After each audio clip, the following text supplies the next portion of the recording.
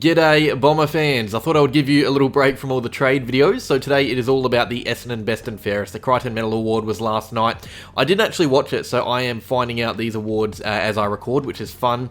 I was at work when it started, and then afterwards I went to go see Megalopolis, which I have no clue what I watched. If you've seen it, please tell me your thoughts down below. I love a goofy goober of a movie, but I genuinely don't even know if that was real or not. I'm not going to get those 2 hours back. It was a wacky movie, but this isn't about Megalopolis, unfortunately. I wish I could make a video about it, but this is all about the Crichton Medal.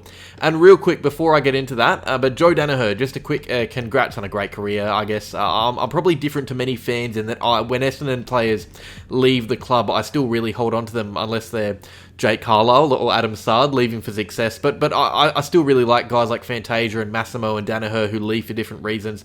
Danaher, I don't know, he was a bit of a shining light for us during the end of that drug scandal. He was a terrific player, absolute joy to watch him at his best. I can't blame him for leaving, but yeah, it's good to see him get that success and call it quits. Now he can go do whatever the bloody hell he likes doing. He can go watch Megalopolis if he wants. So well done, Joe. Alright, let's go through the individual awards before we get into the main count. The John Kilby Trainers and Staff Award, decided by the staff at the club. They award the best bloke pretty much at the club, the guy who gives the most to those who make the club what it is without getting the plaudits or the recognition. And no surprises, Dyson Heppel won this. Just a top bloke. He wins lots of these clubman awards, so it's good to see him take something home in his last year. Most courageous, again, no surprises here, Jai Caldwell. I think if I asked you guys who you would most want to see win this award, 95% of you would have said Jai. I would have said Jai. He's just a heart and soul player, and we really got to see him flourish this year. I love his attitude. He's hard at it, gives us all. I think he's a worthy winner of the Most Courageous Award, the Adam Ramanauskas Most Courageous Award. The Lindsay Griffiths Rising Star Award went to Nate Caddy. Again, no surprises here. It could have only been him or Archie Roberts. We only had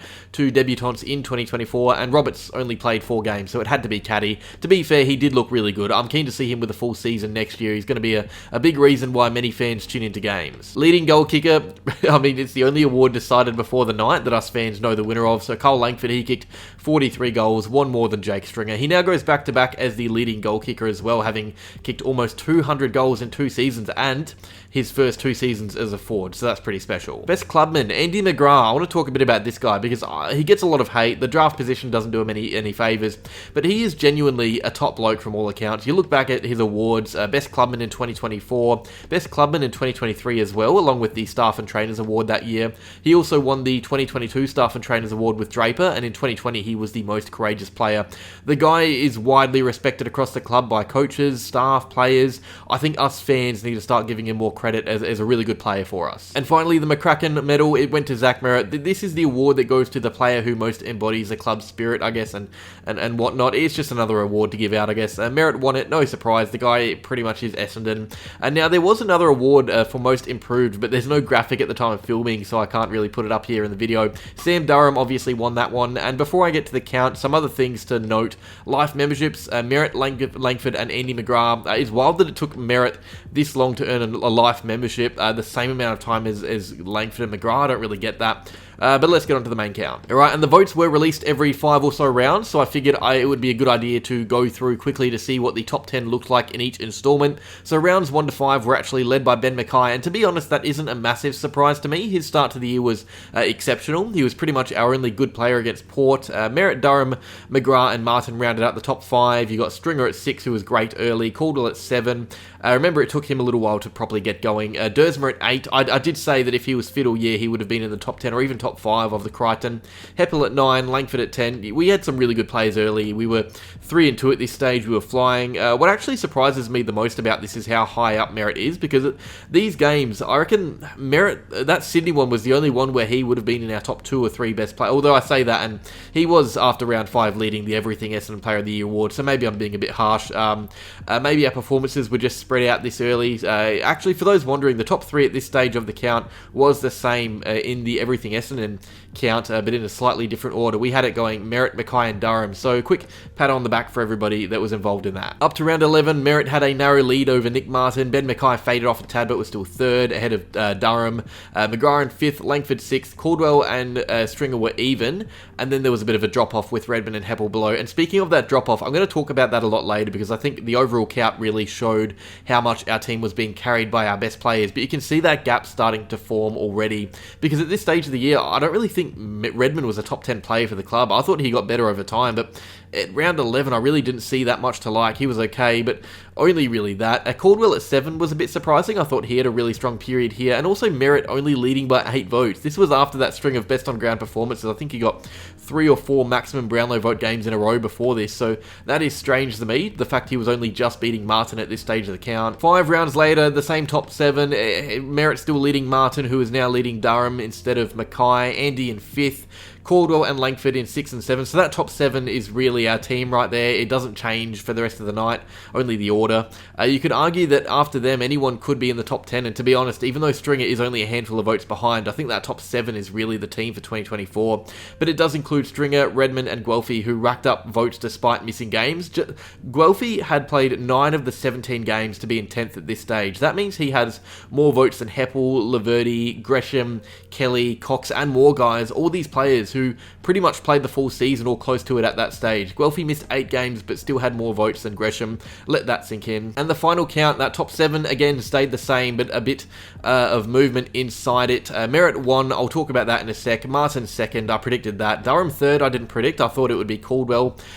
He was in 5th, below Andy McGrath in 4th. Mackay was in 6th, Langford 7th, and after that, just pick names out of a hat. Redmond 8th, Stringer 9th. I guess Stringer did deserve to be in the top 10. Just on him though, remember he was 3 votes behind Langford after round 17. He ends the count nowhere near him. His drop-off was crazy. Harry Jones enters the 10 on 80 votes. I would love to see the overall tally, because 80 is really low. Guelphy had 65 after 9 games. That tells you all you need to know about the club. The fact that Jones was in the 10 on 80.